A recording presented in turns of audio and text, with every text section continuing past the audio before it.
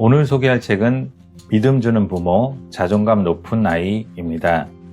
저자는 창업 8년 만에 연매출 720억 교육기업 주 디쉐어의 대표이사이자 중고등학생이라면 누구나 다 아는 3J 에듀 대표 강사, 그리고 학생들에겐 영어 선생님 존쌤이라는 애칭으로 불리는 현승원님입니다. 학창시절 공부를 잘하지도 못하고 특별한 재능도 없는 평범한 아이였던 저자는 부모님께 물려받은 미친 자존감 하나로 성공한 CEO가 될 수 있었다고 고백합니다. 부모가 아이를 믿고 지지해 줄 때 아이는 자존감이 높아집니다. 아이의 성공과 행복은 자존감에서 시작됩니다. 그만큼 부모의 교육이 중요합니다. 저자는 자신이 부모에게 받은 교육과 15년 넘게 아이들을 가르친 경험으로 7가지 주제로 이야기합니다. 자존감, 경제관념, 정직, 꿈과 비전, 독서, 겸손, 나눔.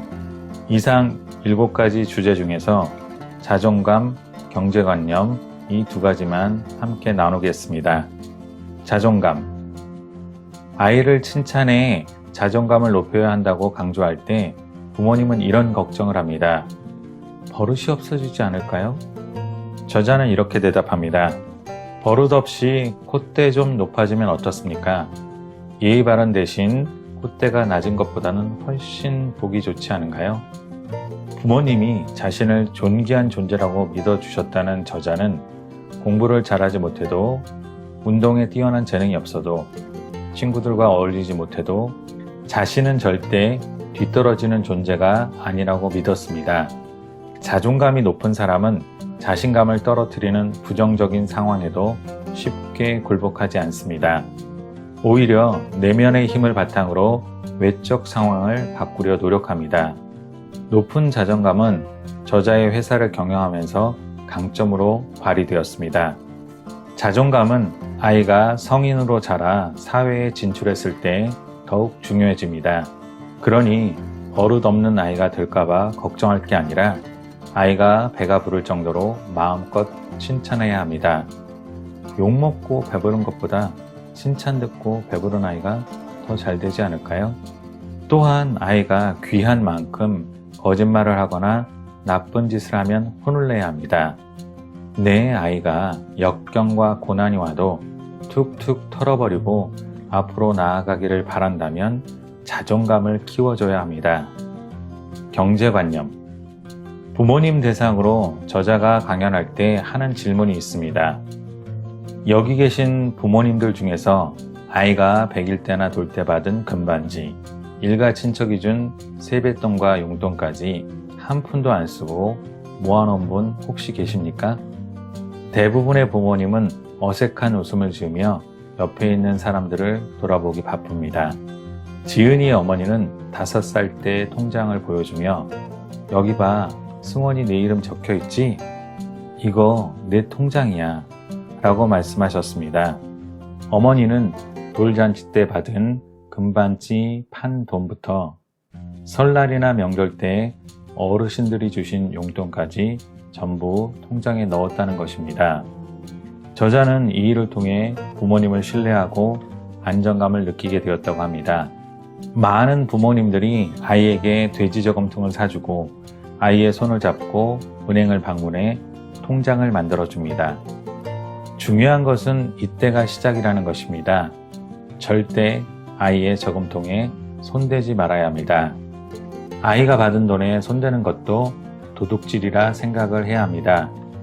이것이 바로 아이에게 올바른 경제관념을 심어주는 첫 번째 노력입니다. 두 번째 노력은 용돈 기입장을 쓰게 하는 것입니다. 아이가 돈에 대한 개념을 깨닫게 되는 나이가 만 5세쯤이라고 합니다. 이때 용돈을 주어 경제생활을 체험하는 게 좋습니다. 저자는 중학교 1학년 때부터 용돈 기입장을 쓰기 시작했습니다. 저자의 아버지는 용돈 기입장을 정확히 써야만 다음 달 용돈을 줄 거라고 말씀하셨습니다. 만약에 쓰지 않거나 거짓으로 쓰면 용돈을 주지 않겠다는 경고와 함께 말이죠. 부모는 용돈 기입장을 제대로 쓰고 있는지 반드시 확인해야 합니다. 부모가 꾸준히 반복적으로 확인하면 어느 순간부터 아이 스스로 용돈 기입장을 쓰는 버릇이 들게 됩니다. 용돈 기입장을 쓰면 기록하는 습관이 생깁니다. 이렇게 기록을 해야 돈이라는 것은 쓰면 줄어든다는 사실을 머릿속에 명확히 새겨놓을 수 있습니다. 용돈 기입장을 쓰는 습관을 들이면 성인이 되었을 때 어떻게 돈을 벌고 어떻게 저축을 하고 돈을 어디에 쓰는 게 합리적인지 우선순위를 정하는 데 도움이 됩니다. 단순히 돈에 대해서만 아니라 일의 경중을 따져 더 중요한 일에 힘을 쏟을 수 있게 됩니다.